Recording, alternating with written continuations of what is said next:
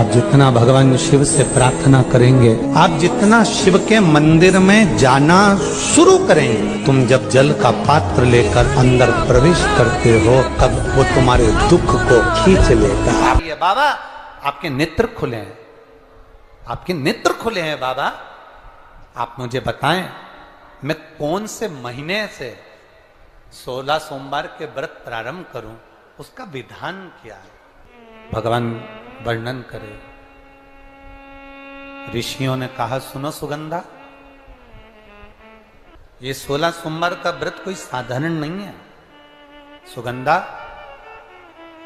संतान की प्राप्ति के लिए अगर 16 सोमवार का व्रत उठाया जाता है तो श्रावण के पहले सोमवार से उठाया जाता है।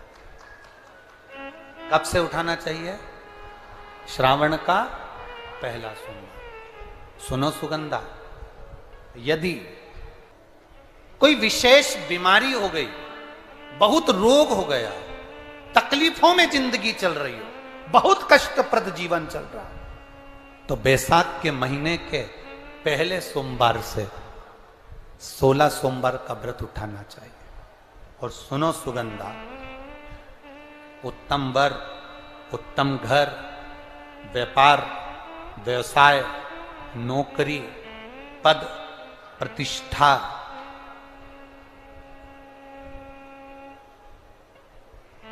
के लिए अगर हमें व्रत करना है तो मार्गशीर्ष मास का पहला सोमवार से इस व्रत को प्रारंभ कर देना चाहिए। मार्गशीर्ष मास का पहला जो सोमवार हो उसमें इस व्रत को प्रारंभ कर लो। और सुनो सुगंधा, ये व्रत दोपहर के तीसरा जो पहर हो, प्रदोष काल, उस प्रदोष काल के समय पर आप इस शिवलिंग की पूजन अपने घर में पार्थिव बनाकर स्मरण कर कर भगवान देव अधिदेव महादेव के लिए प्रसाद तैयार कर कर,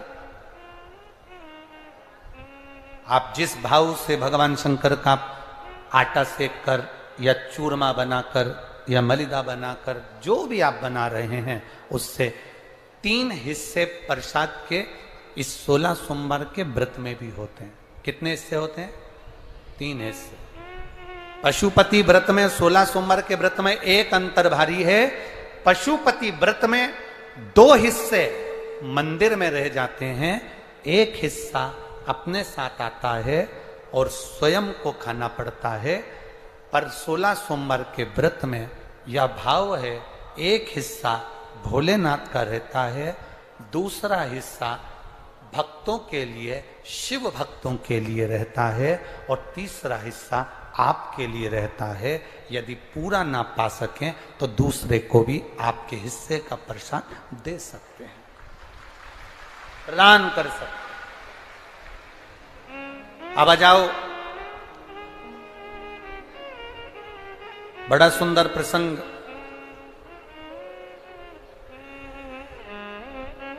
नरसिंह पुराण का आता है।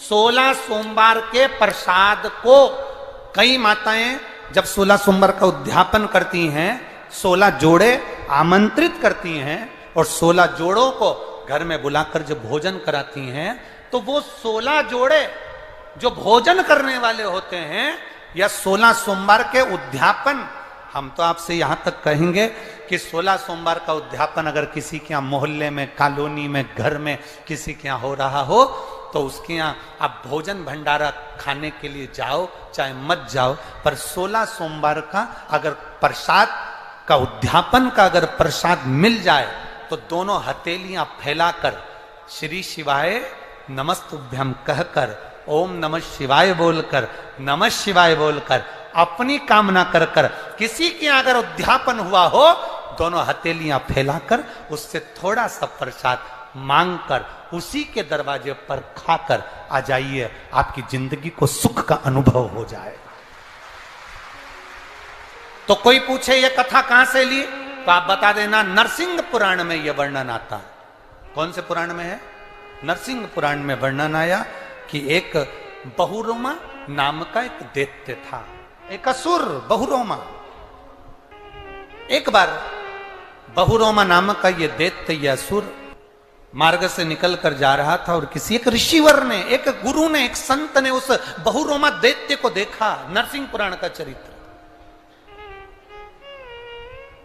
कोई आपसे पूछे कि 16 सोमवार के व्रत का, प्रसाद का महत्व क्या है?